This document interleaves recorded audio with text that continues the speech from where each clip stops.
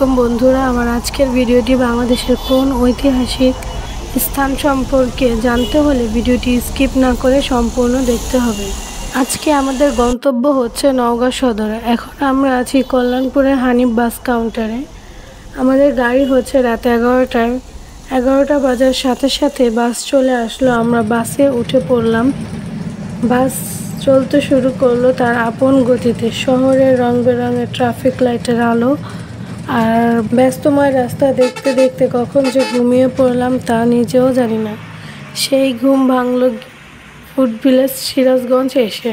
ভোর হওয়ার আগ মুহূর্তে মৃদু বাতাসে আকাশের এই অন্যরকম সাজে সজ্জিত রূপটা বেশ লাগছিল। আল্লাহর সৃষ্টি কত অপরূপ। তারপর ফ্রেশ হয়ে আবার বাসে উঠে পড়লাম। ভোরের আলো ফোটার সৌন্দর্য আর প্রকৃতি দেখতে দেখতে নওগাঁ সদর চলে আসলাম। এখান থেকে অন্য আরেকটা বাসে চলে আসলাম মান্দা উপজেলায়। আস্তে আস্তে মান্দা ফেরিঘাটটাও এক নজর চোখ বুলিয়ে নিলাম। নওগাঁ হতে রাজশাহী মহাসড়কের আত্রাই নদীর উপর অবস্থিত মান্দা ব্রিজ থেকে 2 কিলোমিটার দূরে কুসুম্বা মোড়ের 400 মিটার পশ্চিমে ঐতিহাসিক কুসুম্বা মসজিদ ও কুসুম্বা দিঘি অবস্থিত। বন্ধুরা, চলে আসলাম কুসুম্বা মসজিদ। কুসুম্বা মসজিদ বাংলাদেশের নওগাঁ জেলার মান্দা উপজেলার কুসুম্বা গ্রামের একটি প্রাচীন মসজিদ। কুসুম্বা দিঘির পশ্চিম পারে পাথরের তৈরি ধূসর বর্ণের মসজিদটি অবস্থিত। বাংলাদেশের 5 টাকার নোটে এই মসজিদের ছবি দেয়া আছে। মসজিদের প্রবেশদ্বারে বসানো ফলকে মসজিদের নির্মাণকাল লেখা রয়েছে। হিজরি 966 সাল আফগানি শাসনামলে সুর বংশের শেষের দিকে শাসক গিয়াসউদ্দিন বাহাদুর শাহের আমলে সুলাইমান নামে একজন এই মসজিদটি নির্মাণ করেছিলেন। 1897 সালের ভূমিকম্পে মসজিদের 3টি গম্বুজ নষ্ট হয়েছিল। পরে সেগুলো প্রত্নতত্ত্ব অধিদপ্তর সংস্কার করেন। মসজিদের কেন্দ্রীয় মেহরাবটি পশ্চিম দিকের দেয়ালের থেকে আলাদা।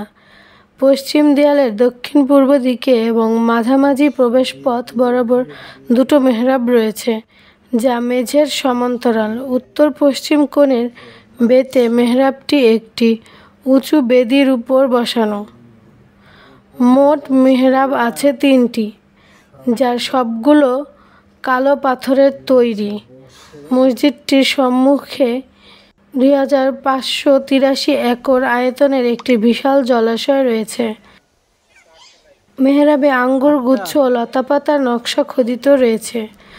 মসজিদের ভিতরে উত্তর পশ্চিম কোণের স্তম্ভের উপর একটি উঁচু আসন আছে। ধারণা করা হয় এই আসনে বসে তৎকালীন কাজী বা বিচারকরা এলাকার বিভিন্ন সমস্যার বিচার কার্য পরিচালনা করতেন। মসজিদের স্তম্ভ, ভিত্তিমঞ্চ, মেঝে ও দেয়ালের জালি নকশা পর্যন্ত পাথরের। মসজিদটি আয়তাকার এবং এতে রয়েছে 3টি বে এবং 2টি আইল। এর পূর্ব প্রান্তে 3টি এবং উত্তর দক্ষিণে 1টি করে প্রবেশপথ।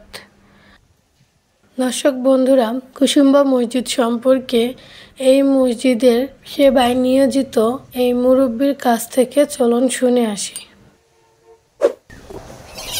আসসালামু আলাইকুম আঙ্কেল, আপনি এখানে কি হিসাবে আছেন? আমি দেখাশোনার দায়িত্বে আছি বাবা, খাদেম। আচ্ছা আচ্ছা, এখানে 5 ওয়াক্ত নামাজ তো জামাতের সাথে হয় এবং শুক্রবারে এই মাঠ পুরা মাঠ বাইক দিয়ে হয়, ওই পারও হয়।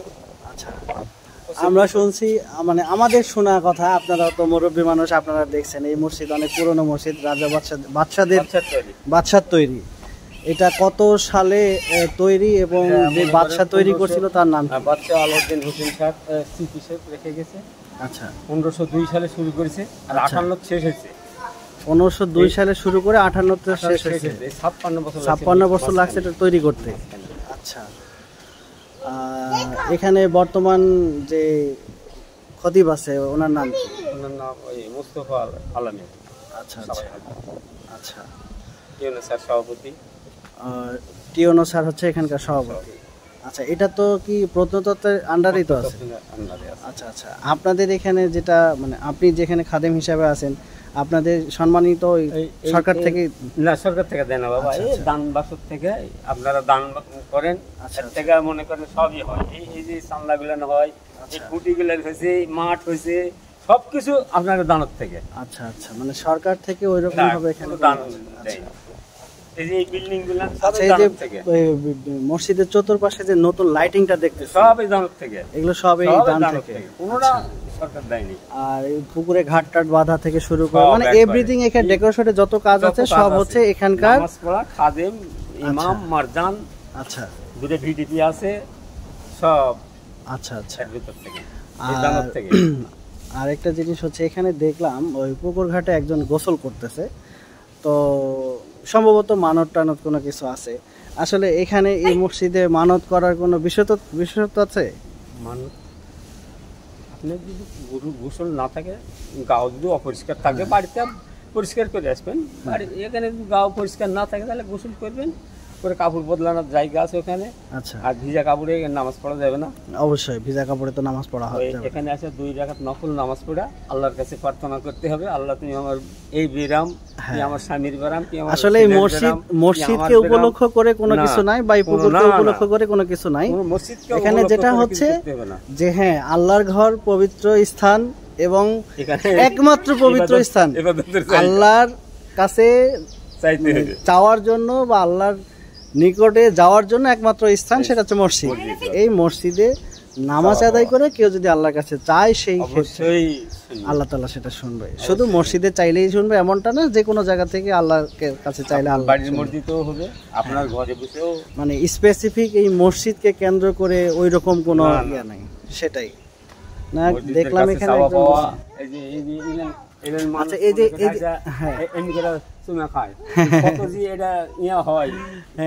এই জিনিসগুলো আসলে ঠিক না, এগুলো কুসংস্কার। আগেকার যুগের দাদি নানিরা এগুলো হয়তো হ্যাঁ। ঠিক আছে আঙ্কেল, ভালো থাকবেন। আচ্ছা, এই গাছটা অনেক পুরনো না? আমার দাদারা ওই কত বছর হবে এই গাছের বয়স? মনে হয় 100 বছর কম, 100 প্লাস হয়ে যাবে না? এটা তো তেঁতুল গাছ।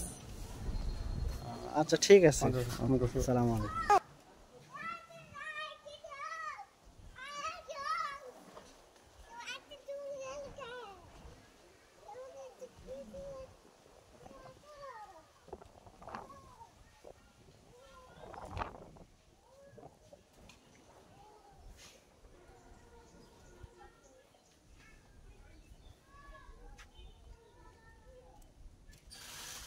রাফি, কি এটা বাবা? হ্যাঁ, আচ্ছা আচ্ছা আচ্ছা আচ্ছা।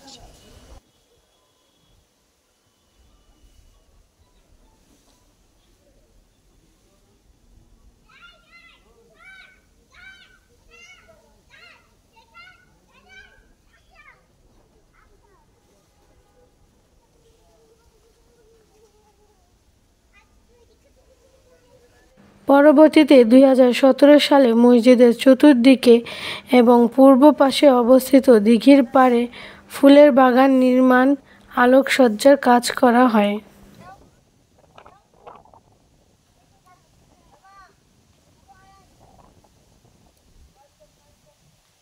বিংশ শতাব্দীর প্রথম ভাগে রাজশাহী জেলা পরিষদের ওভারসিয়ার সুরেন্দ্র মোহন চৌধুরী কুসুম্বা গ্রামের প্রাচীন ধ্বংসস্তূপ থেকে একটি শিলালিপি আবিষ্কার করেন।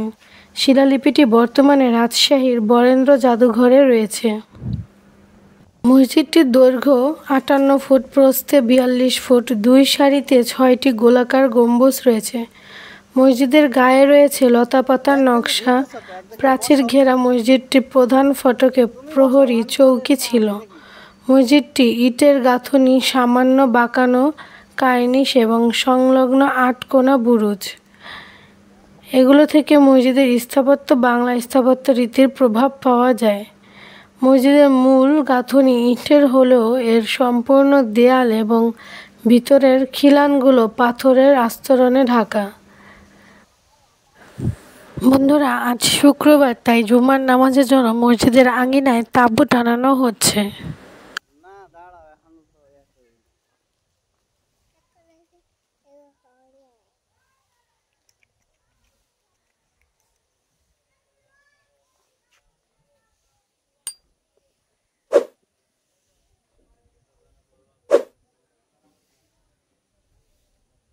আজকের ভিডিওটি এখানেই শেষ করছি। পরবর্তী ভিডিওর আপডেট পেতে চ্যানেলটি সাবস্ক্রাইব করে বেল আইকনটি অন করে দিবেন এবং লাইক কমেন্ট শেয়ার করে পাশে থাকবেন। আর যদি ভিডিওটি ফেসবুক পেজ থেকে দেখে থাকেন তবে অবশ্যই পেজটি ফলো করবেন।